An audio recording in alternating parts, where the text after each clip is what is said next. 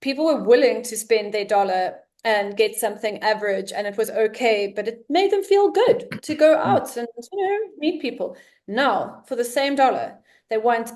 This is Hospitality Huddles, brought to you by Ardent Hospitality, the podcast that challenges hoteliers to think differently about F&B to create outlets that guests will love. Every episode, we will speak to the people who are embracing a different mindset to look for opportunities to stand out from the crowd, sharing tips and takeaways to help you get uncomfortable, change your outlook, and see F&B in a whole new way. So let's not wait any longer and dive straight into today's episode.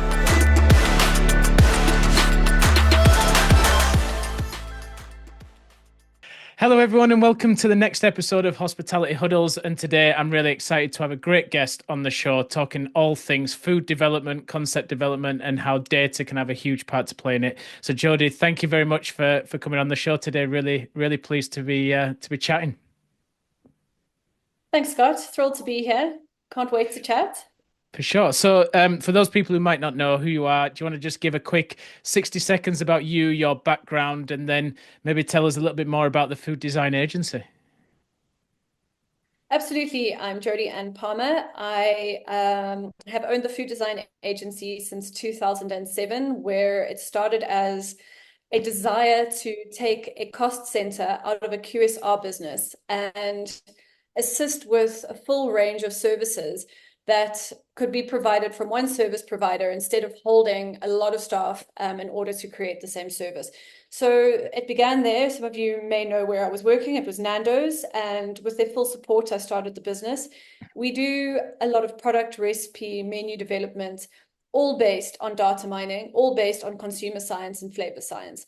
And further to that, we do restaurant concepts, costings, food styling, and photography, allowing for a full solution to any culinary business. My background was that I did veterinary science for a few years, hated it, so took a gap year and became a chef, never left the industry. I've worked at 3-star Michelin restaurants, including the French Laundry in Napa, California, which most people know, a fantastic establishment, and then worked my way through the QSR industry, specifically for the science and data mining. So that's a little bit about my background with the business. I have won Chef of the Year quite a few times, I think 8 times in total since 2005, and stopped my culinary competitive career about 8 years ago, but do sit on 2 World Association of Chef Societies boards, and I'm actively participating in various international seminars and international congresses worldwide. That's awesome.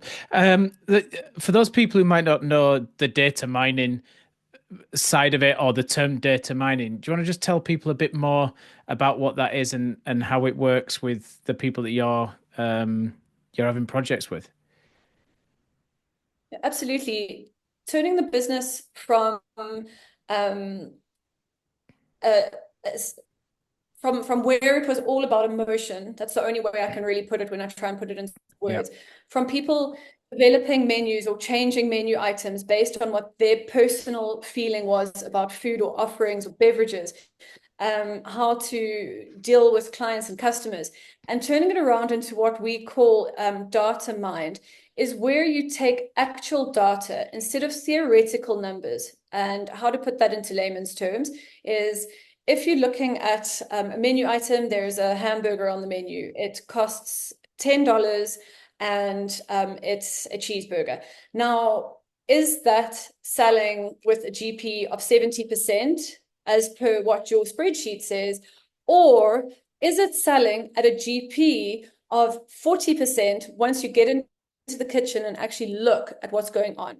So we go in and do a lot of work collecting data on actual use of ingredients in the kitchen. Mm-hmm. We statistically work out what is being used on a mean average over a large period of time with actual auditing and actual data. We then have programs where we pull this data out and see what your actual cost of goods is, what your actual GPs are, and what your selling price should or could be. Further to that is the importance of what does your consumer, guest, client want to eat or drink at a restaurant. And that is where a lot of consumer science comes in. We do all kinds of analytical testing, and that includes a very, very vast array of different consumers from different walks of life and different income brackets. And we actually identify what these people want to eat, what they want to spend, and where they want to eat. What are the reasons that they go to these establishments? Do they want to be seen? Is the food unique? Is it because the food is delicious? And is it a combination of that? We then break that down, and together with the mined data on cost of goods, GPs, we then put it together and create menus, menu offerings, changes on menus that are directed at your clientele, at the correct consumer, at the correct price, but at the end of the day, benefiting your bottom line. Does that make sense? Yeah, that makes total sense. I think what's really interesting now, and I was on a panel yesterday for the F&B Managers Association for London, and we were talking about that kind of low value offer now, where I think hotels are going to have to start shifting the food cost percentage mindset into kind of cash margin mindset, because the guest is going to dictate what they want to pay for an item more than anything. And I think where you've just explained that in terms of the data mining and looking at the guest demographics is really key to that, isn't it? And really understanding where's the benchmark for the guests who are coming through your door, where's the opportunity to get more people through the door, and that's where that data piece and that validation in real facts overtakes gut and opinions and self-belief, I guess. Yeah. Scott, in my opinion, data is the only way to work in this industry. Obviously, the human touch and the face-to-face interactions we would not include in that statement. However, when it comes to as to your point, what is a customer willing or a guest willing to spend on a bed night? What is a guest willing to spend on a meal at a restaurant or an outlet in a hotel? Or anywhere, so in a fast food outlet, in a restaurant, and how do they perceive spending that money? So what has happened is that the value perception per buck has changed dramatically. So what people want per pound, per dollar, per buck is that it's a lot more. If we look over the last 10 years, where people were willing to spend their dollar and get something average and it was okay, but it made them feel good to go out and meet people. Now, for the same dollar, they want 10 times more, and it's a fact. So the consumer is certainly starting to dictate that a lot more. And therefore, the data mining process that we utilize in order to get the results that we see our clients and customers having right now is through very tedious work. And it's extremely important. I really don't believe that any menu can be thumbsucked. I don't believe that you can look at a menu and go, oh, it's not selling, and it's not making money on our menu. Even the highest selling items are perhaps not making money on your menu. Are they costed correctly? Are they targeted correctly? Are they built correctly? And these are all things that you can only find out through the numbers. It's so true. I think it's I'm sure you've had it through your career, the amount of times you speak to a chef and say what sells the most, and they say something, and when you look into the data, it was actually what they sold the most of last night, and it's just fresh in mind. Yes. And that's now become the biggest selling thing on the menu. And I think that's where that objectivity of data can really help. Now, in terms of some of the projects you're doing with the client, what's some of the food trends, what's some of the consumer behavior that you're seeing that you can share with us, just to give maybe some of the F&B leaders on listening to this a bit of a guide into what's relevant? I know we're market specific always comes into it, but kind of anything general. Yeah, very much so, Scott. We work globally, so we work across all the continents, and so it's very, very interesting to see how regionalization plays a role. It is big. However, at the core of it, we find that food trends and menu trends, consumer trends are pretty strong worldwide. What does tend to happen is that the trends seem to start in Europe and then fall through actually across the globe. So it's quite interesting. Here in South Africa, we see the trends pretty much last. So it's great for us because back in Europe and the States, when the food design agency, when we're working hands-on, seeing the trends, developing the trends, putting the trends forward, we're able to bring that back and really refine them within the next year.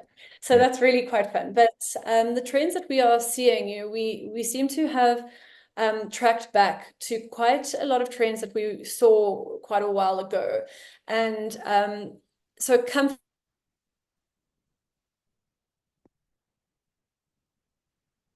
simple is really where I am seeing most of the trends. And there's a reason for it. The reason is that the world is in a little bit of a crisis right now, on multiple levels. We know this. It has been for a few years now.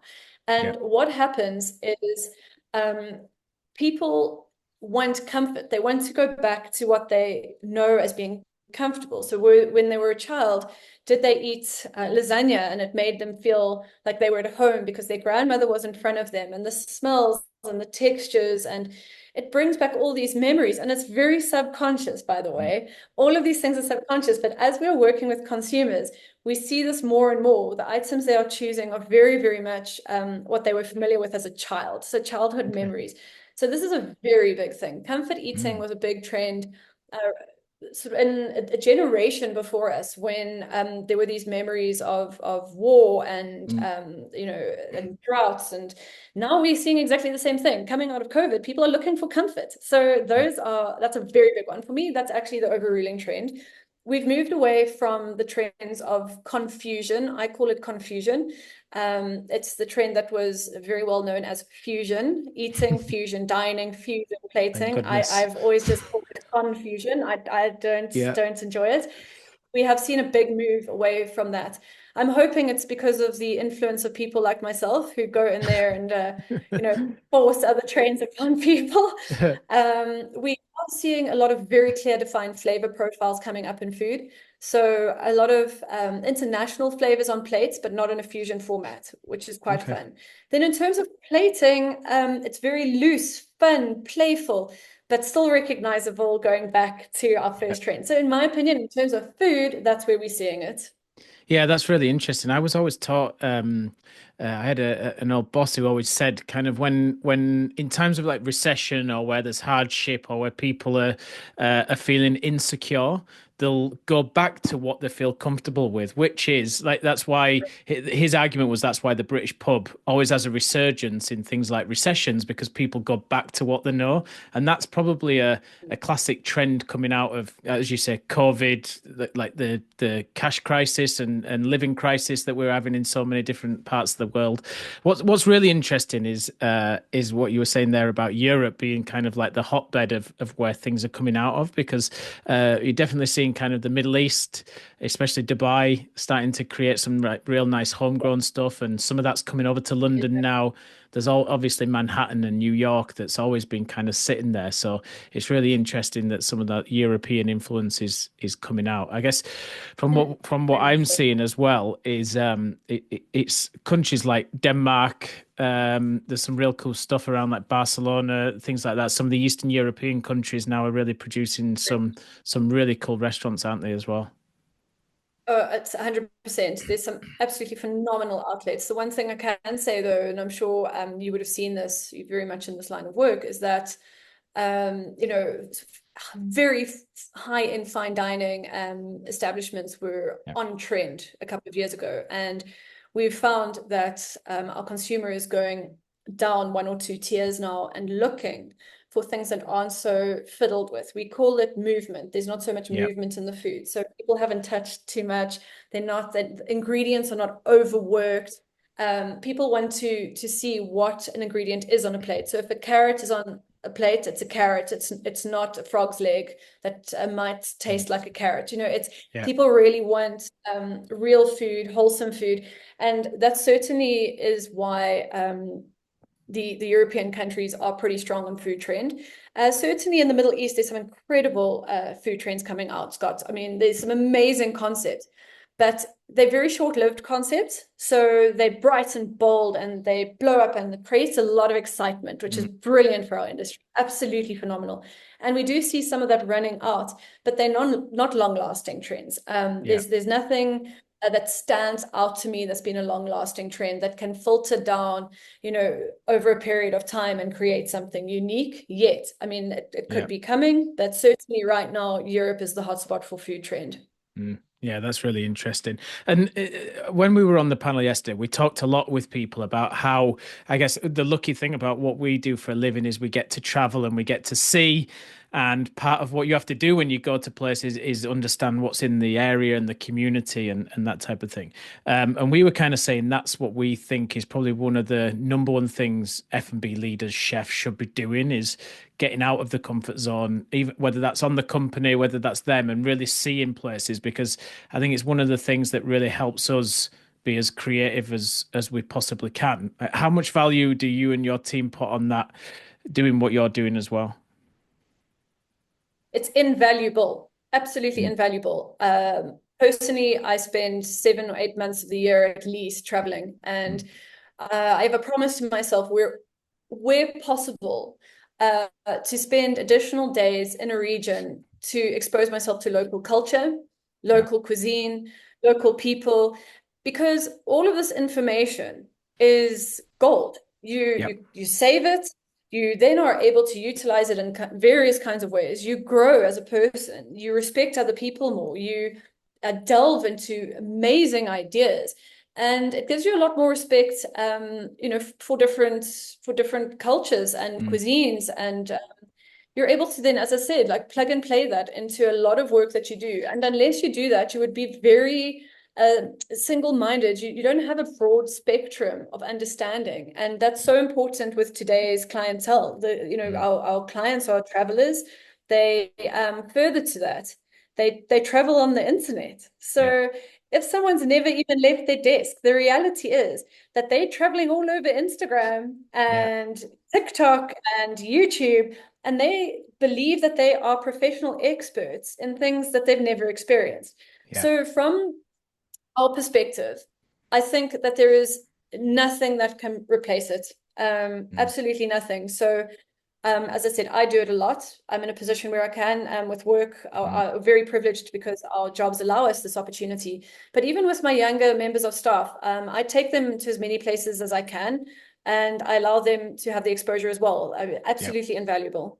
Yeah, it's really important, isn't it, to like test and try new things and see what's going on in different and how they can use flavor profiles and things like that. And going on to the science part of food and the way you develop the menus. Obviously, like people might not have thought of kind of looking at flavor profiles and matching and putting a science behind putting dishes together. Do you want to go into it a bit more, and we just talk about like some of the flavors, how you construct the dishes, how you think about it? Because I think it'd be super useful, definitely for some of those kind of junior F&B leaders that listen to understand how that becomes so important. So basically, what we do is we have a flavor wheel, and that allows us to look at complementary flavors and create balanced dishes. Now, a complementary flavor would be something like basil and tomato, basil and black pepper and tomato. And these are all actually on a molecular level. They are complementary. The guest does not need to know anything about the molecular science of food, but it's fact. When you actually break down the chemical composition of different ingredients, they will be complementary or not be complementary with other ingredients. And so that's what your brain is perceiving. That's how your neurons perceive food, on a chemical level, obviously. So we would use the contrasting flavors on the flavor wheel. It's all in color, which is quite interesting as well, to create dishes or items with flavors that really work well. You would be thinking about Parma ham, for example, with melon. Why is it so delicious? Why do so many people love it? Well, it's the sweet and salty that's contrasting. And there are a lot of examples of that. So we do that. But then further to that, flavor science goes into aroma, texture, and color as well. It all falls under the same thing. So, for example, we all know that when your nose gets blocked, you can't taste. Now, when you have a food type that you do not enjoy the aroma of, or you cannot smell it, then you lose up to 80% of your taste profile. So that can definitely put a consumer off. So we take that into account. For those people who've traveled in Asia, you'll be familiar with a fruit called the durian. Durian is known as being one of the smelliest fruits in the world. I think it is actually the smelliest fruit in the world. I mean, it's banned on trains, it's banned in hotels, it's banned in taxis for its aroma. Now, for people who are not familiar with it and do not grow up with it, the smell alone puts you off. So it would take a lot for you to try it. However, when you do try it, it's amazing. So that's a really good example of it being the other way around. So we utilize aromatics to layer dishes more. So it's not only the flavor, it's the aroma. Further to that, when you eat a dish, you want texture. So then that takes the next level of creating a dish. So you don't only have flavor, you don't only have beautiful aroma, but you have great contrasting texture. In a dish, you want something crunchy, something soft, something smooth, something hard. So those are all taken into account. And then obviously color and presentation. They don't lie when they say you eat with your eyes first. So your first perception of a dish is going to be its visual appeal. But all of these elements together are what we call the flavor science of a dish. And that's why it's a lot more complicated than just going, oh, I like these foods, I'm going to put them on the dish and expect my guests to enjoy them. It does not work like that. And that's why it takes us a lot of time and a lot of thought and a lot of data to create the best menus that we possibly can. I'm going to go off flavor science a bit and say, there's so many other things to consider, such as cross-utilization of ingredients in a kitchen, stock holding. All of these play a factor when you're developing a menu, and the cooking styles, the cooking applications. So there's a lot of thought further than, oh, I like spaghetti bolognese. And that's what people don't realize, and that's okay, because that's why you have the professionals to do it. But there are a lot of elements to take into consideration.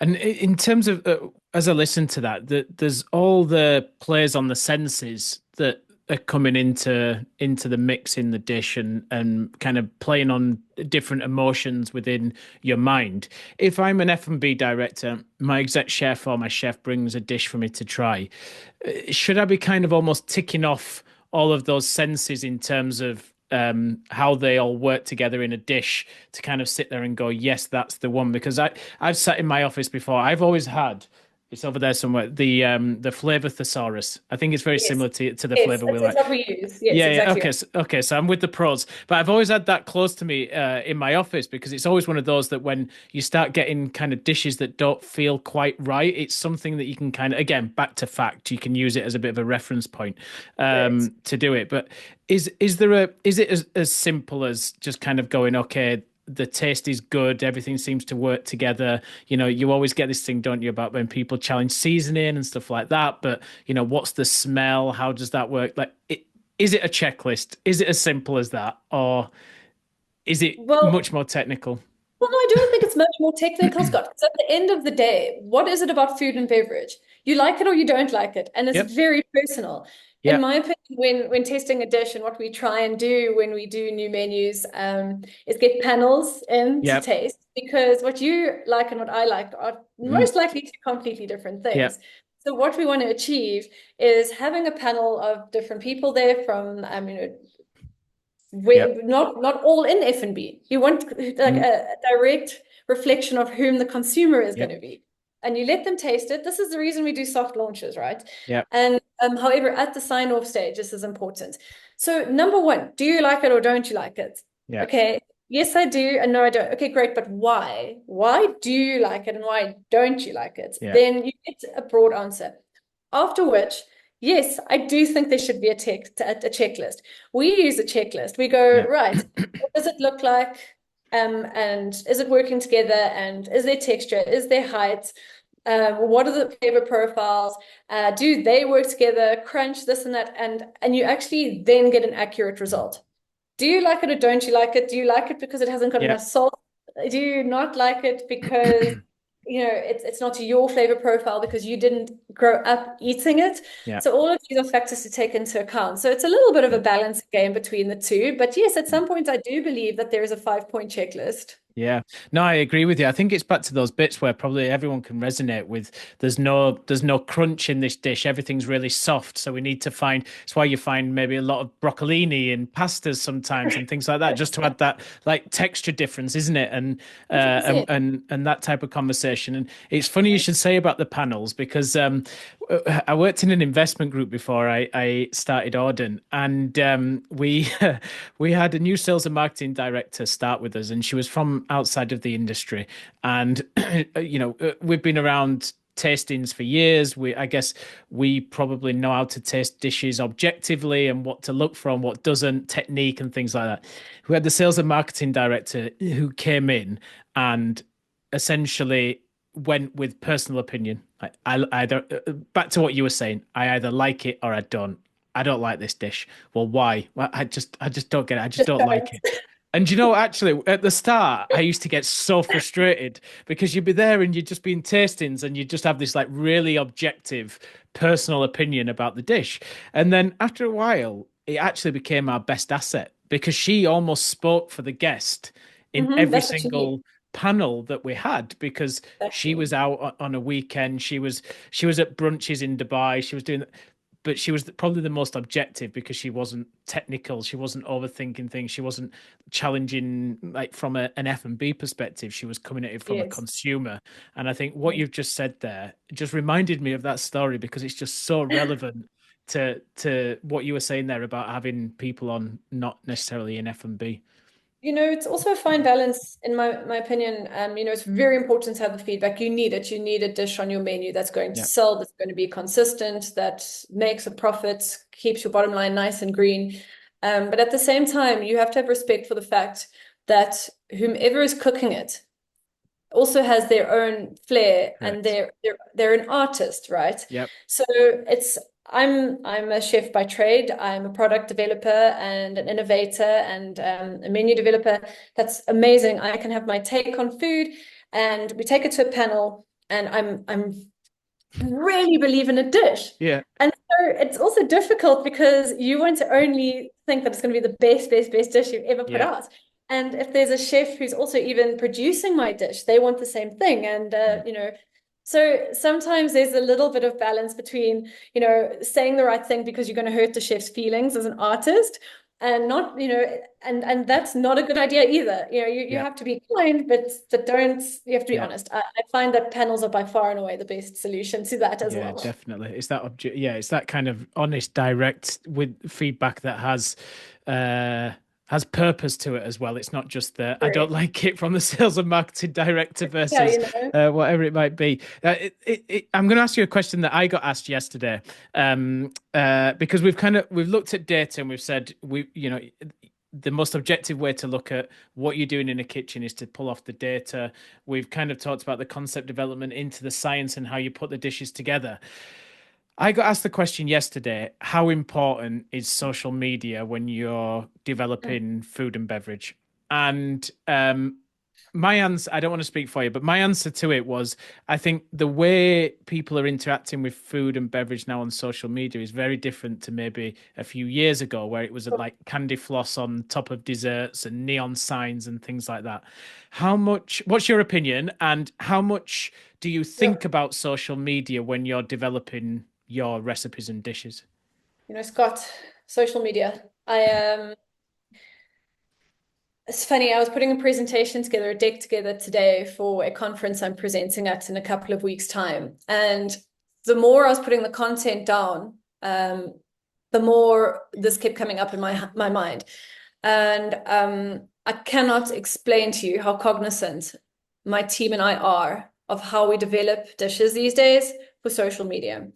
Uh, to the point that we even have clients who come to us and say, we have a current menu and we need help with it. So then we go through the whole process of this, and then they go, no, no, no.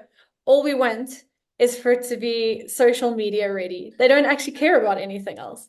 They just want it to be like Yep. Instagrammable is generally Yep. the word that gets thrown at us. Yep. So how important is it? Unfortunately, fortunately, there's pros and cons to this. It is almost one of the most important things. Obviously, price comes in and profit comes in. I'm going to keep going back to that because at the end of the day, why do we do this? Not to have pretty pictures on Instagram. It's No. to make money, save money, and be efficient and effective. Yeah. But in Instagram, social media platforms, various other social media platforms have become the driving force behind our creativity. So we have to stay on top of what the algorithms are. We have to stay on top of what the trends are and try and get ahead of that in order to develop our menus so that you have customers coming in and they want to share their experiences in a positive way. So here it is where you go, okay, this can go both ways because I referred to people living their lives through the internet earlier. And the same thing happens with food. They have a power to express whatever they feel like about a restaurant or a dish. And it can literally make or break a restaurant based on one person's opinion. And so it's a very scary thought and concept, but we have to play with that. We have to understand that that's a reality. And what are we going to do? So, Scot, I know I'm going a long-winded way around answering your question. It is honestly one of the top of mind items which we use to develop dishes these days. And it has changed the way that plating is done. It's changed the way that presentations are done. It's changed the way that food is presented in a restaurant, where it would have been an old school waiter with a nice, beautiful white cloth on his arm. It now has to be an element of theatrics. Yeah. They have to be all these different things that are taken into account. And it's exciting, but at the same time, it's quite difficult because you have to get it right. You have to smash it. Balance. Yeah, it's that balance, isn't it? It's difficult. It really is difficult. And I think now it's actually got more difficult because I think the gimmicks and things have, and I'm not sure, I think that's kind of moved on now. I think it's much more about the authenticity and the food, the experience, the overall plating, tableware. Whereas before, I think you could have got away with something that just looked really pretty and think of some of the black taps and things like that kind of created those icons. The whole story now. There's a story that has to be told. And the customer has to feel that story and they have to be a part of it from the moment they arrive till the moment they leave. They don't just want exploding cappuccinos anymore. That's fun. It's, as I said, so a lot of that I find is coming out of the Middle East, that it's a once wonder because there's some amazing thing that happens. Whereas the much bigger picture here is the story. Yeah. So we're having to develop menus and concepts that fit within the space and fit within the whole story. So it's interesting. It's been a big change and it's, exponentially changing as we go by. I mean, if you look where it was, as you said, 10 years ago, it barely existed. Then 5 years ago, my goodness, it was like top of mind, but we wouldn't develop a menu around it. A year ago, we were already so focused on it. Now it's literally when I did that presentation, it was one of the first points I put down before anything else. So great points, like really creative. It's definitely, I'm with you. I'm doing a workshop on Thursday for a hotel group and it's 12 emerging leaders. And one of the first things I'm talking about is telling stories. That is so important, isn't it? And it's funny how yours is on there first, mine's on there first. It's so relevant to what we do now. And let's face it, if you get it right, it's free marketing as well. It doesn't cost a penny, so it's much cheaper than billboards, press, PR, all of this. So yeah, it is powerful. And in terms of actually, that brings us on to a really good point because we were talking earlier about like the photography and the styling that you guys do as well. Like back to that whole piece in terms of like we've gotten to the social and how we tell people, but that whole styling, understanding what the concept is, how to bring that food to life. Is there any like tips that you can give on how you think about that as well, or? Scott, you're reading my mind. This is what my presentation is about. Okay, so check in a couple of weeks. No, I can tell you the top points. I mean, yes, check in a couple of weeks and we can have an entire podcast about this. Yeah. But, there are a lot of things, photography is such an important part of food. And that goes back to the previous point where social media is playing a big role, because what is social media about? It's about visual and words. That's what it comes down to, but mainly visual appeal, right? The day of social media with words is basically gone. So we it's a very big part of how we sell our food. It's a very big part of how we market it is on social. So when it comes to photography, I have a few things that I stick to and won't change. And one of those things is respecting my food and my ingredients. So when it comes to whatever dish I develop, we develop. Mm. And once we have an idea of how we want to plate it, and we're telling a story on the plate, we're doing fantastic nouveau plating, fun, loose, colorful. We still represent that in any imagery as real food. We don't put fake food on. And that might sound weird, but it's a lie to the consumer. Yeah. And so a lot of people in the past have utilized all kinds of weird and wonderful things to portray food, and you sometimes see that in the meals, but people know that it's a lie. So that's one of my big things with photography. The second thing is, if we are going into the semantics of food photography, it's to show some of the elements that we spoke about earlier. You want to see the Moorish appeal to food, which means you want to see texture, you want to see like the glossy sauce, you want to see almost how it tastes and smells. You want to be able to see that in a picture. So you would plate it and represent it in a way that you can see that. And Yeah. so the food speaks for itself through the image. The most important thing with food photography, over and above that, is the lighting. So in fact, you can do really good photography these days just using your cell phone and a little tripod and some natural light. But the thing that affects food the most in photography is light, because what is photography? Light, right? It's the reflection of light and how you capture that. So when it comes down to the tools for photography, those are the things that I always consider. Food photography is one of the most important elements to selling a business, as we said earlier, or selling a dish. And these days, videography, of course. So we've actually found ourselves getting very heavy into how-to videos for back of house, and then lifestyle videos for the selling of our dishes and the marketing of our dishes. So once again, changing a lot. We're utilizing these tools a lot more, teaching people a lot more how to do it themselves, showing chefs, showing F&B directors and managers and GMs even how we go about doing it, so that when dishes are curated, they actually have this top of mind, so they know a little bit about it. It's a very interesting subject, and it's like a whole topic just on its own. It's something that I've been doing for a very long time. I have a degree in photography, so it's something that's very close to my heart and I'm very, very passionate about. And yeah, definitely a full discussion on its own. Yeah, and I think video, as you quite rightly say, I think video is going to become a much bigger part now, not just in the kind of SOPs, which I want to touch on in a minute, but also in,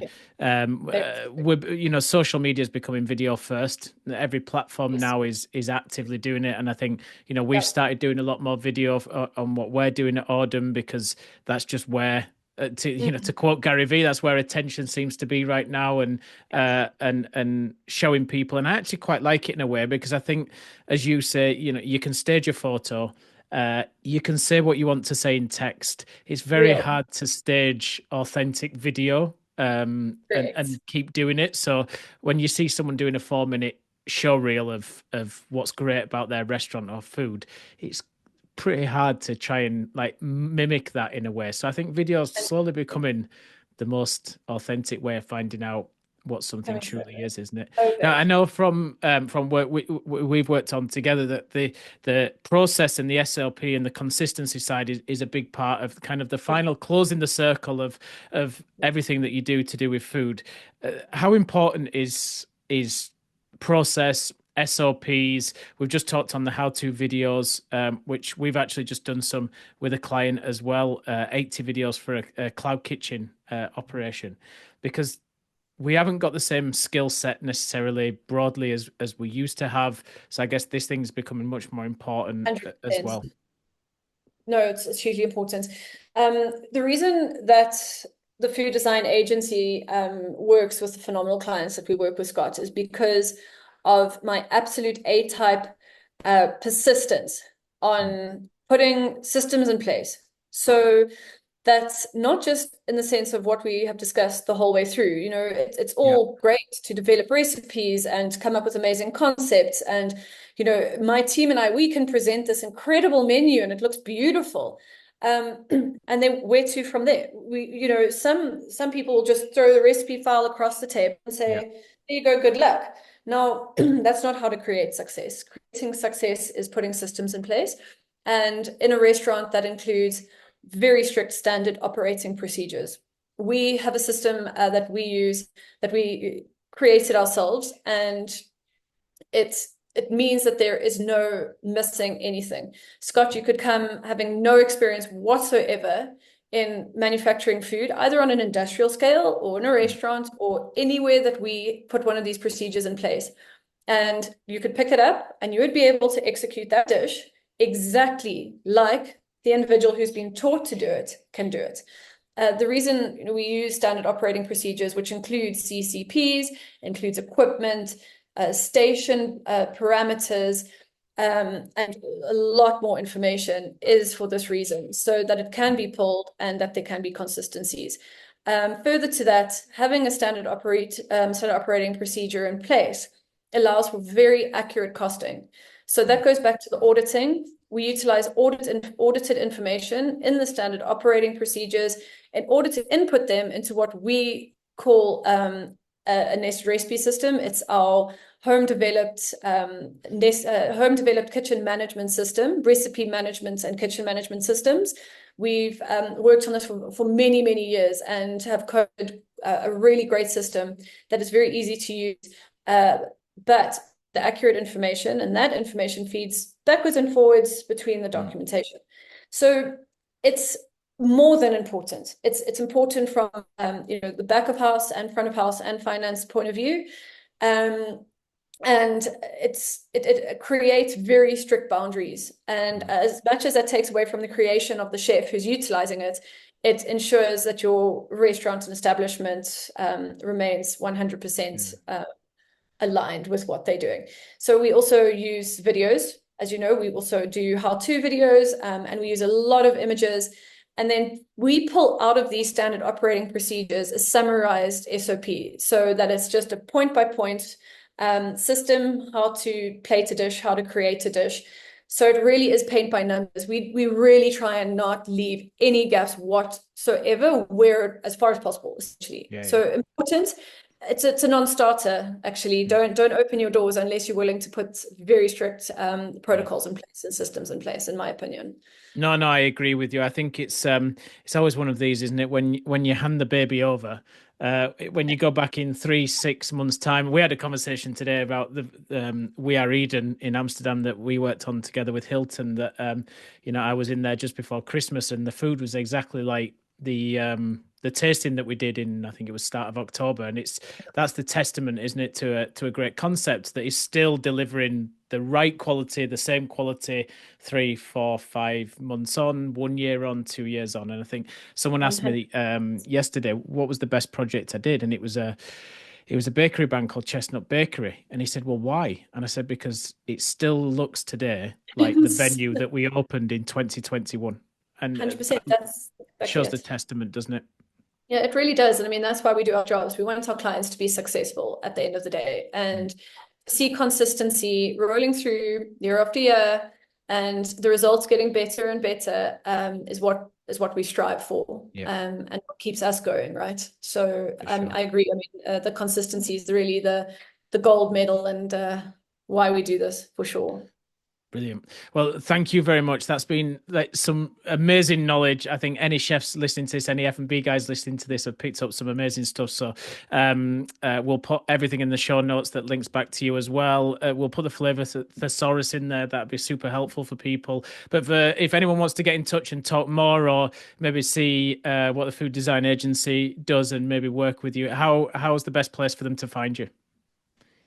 Well, you can hop onto our website, which is www.thefooddesignAgency.com with 2 D's in the middle. Alternatively, you can just Google the agency or my name, and our contact details will pop up also for our social media accounts. So very easy. Get in touch. 100%. Easy Please nowadays. And we'll put all the links in the show notes as well. Jodi, thank you. I knew this was going to be brilliant. I've really enjoyed the last kind of 45 minutes. And yeah, hopefully it helps a few people creating some amazing food out there. Well, thanks so much, Scott. It's been such a pleasure to chat to you today. Thank you very, very much. You've been listening to Hospitality Huddles, brought to you by Auden Hospitality. If you want to see how we can help you think differently for your next F&B project, then learn more by visiting our website at audenhospitality.com. If you want to revisit clips from this or previous episodes, make sure you visit our YouTube channel at Auden Hospitality. Thank you for listening to the show, and see you next time.